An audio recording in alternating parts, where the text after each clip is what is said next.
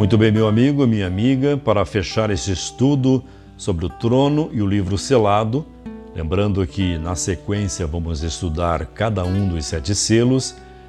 Esses selos são revelações dos acontecimentos que marcariam a trajetória do povo de Deus durante o mesmo período das 7 igrejas.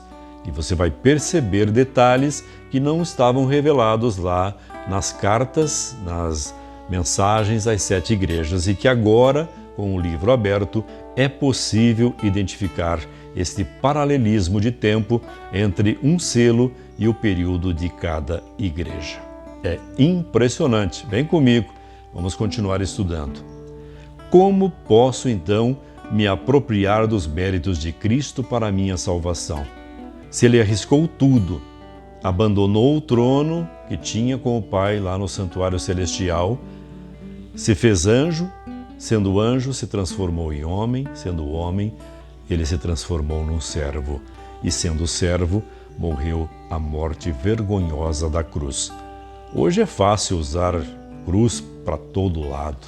Tem gente que usa cruz, nada contra, usa cruz na orelha, usa no nariz, manda tatuar uma cruz. Hoje é fácil fazer isso. Dá a impressão que quem faz isso é um cristão genuíno. Espero que seja. Porque apenas carregar um símbolo não leva a lugar nenhum, se você não aceitar o que aquele símbolo representa. Só que no tempo de Jesus, a cruz era vergonha. Quem morresse na cruz era tratado como inimigo do Estado. E quem defendesse ou divulgasse o nome dessa pessoa também corria o risco de ser crucificado. E foi o que aconteceu com alguns dos discípulos. Pedro foi crucificado e ele pediu para ser crucificado de cabeça para baixo. Então, no tempo de Jesus, e mesmo depois, até o 3º ali, início do 4º século, era estritamente perigoso falar sobre a cruz de Jesus.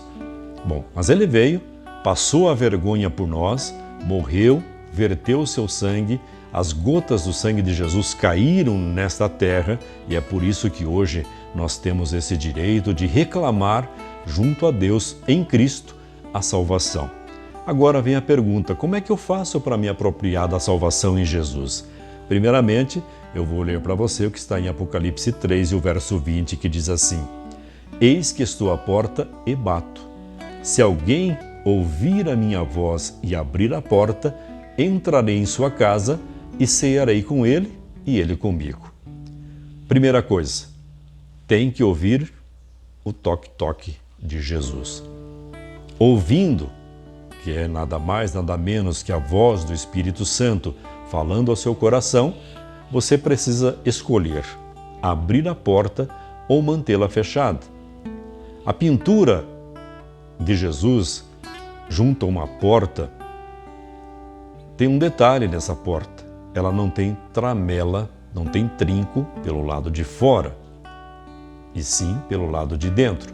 Quando o pintor terminou a obra, disseram: mas você esqueceu de colocar ali o trinco, a tramela, um mecanismo para que essa porta seja aberta. E ele disse: não, essa porta está correta. Jesus bate do lado de fora, mas quem abre a porta do coração é o ser humano.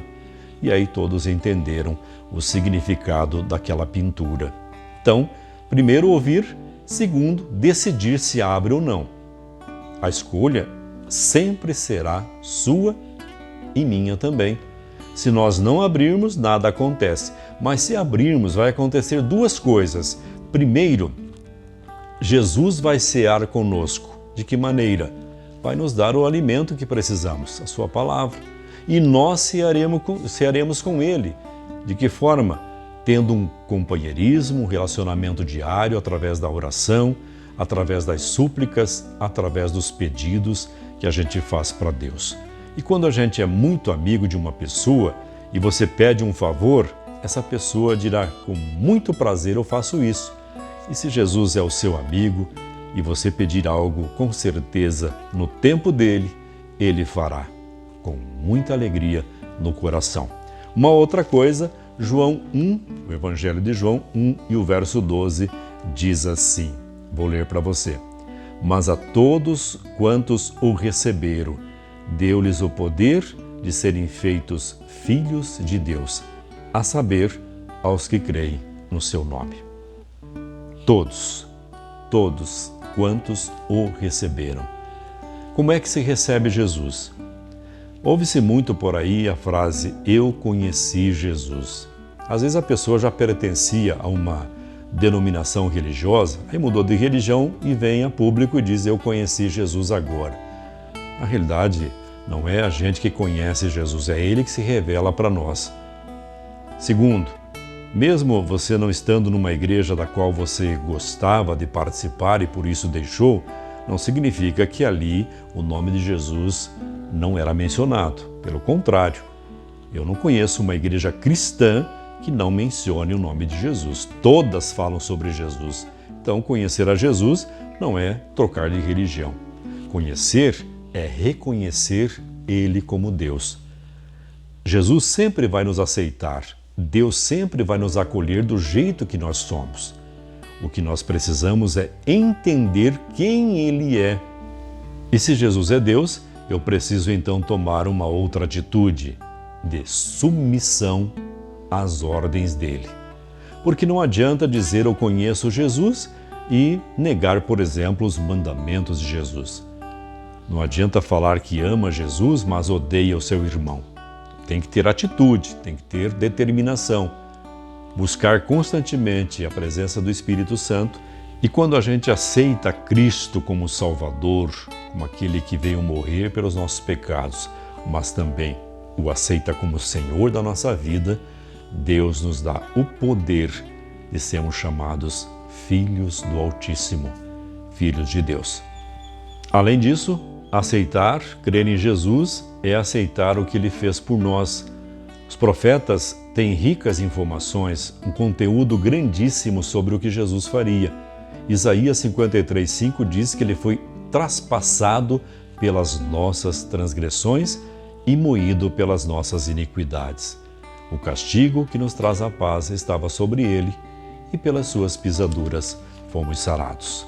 Creia nisso, aceite, pois Jesus fez tudo isso e faria muito mais se fosse necessário, mas Ele foi no limite de tudo que poderia ser feito. Ninguém no universo poderia ter agido da maneira como Cristo agiu. E tudo isso para te salvar, meu amigo.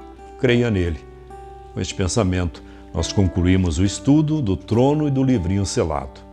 No próximo estudo, na próxima meditação, que vai ser uma sequência de meditações, vamos adentrar ao tema os 7 selos. Um a um, vamos, à luz da Bíblia e com a ajuda do Espírito Santo, entender o significado de cada um destes selos. Um grande abraço e até o nosso próximo encontro.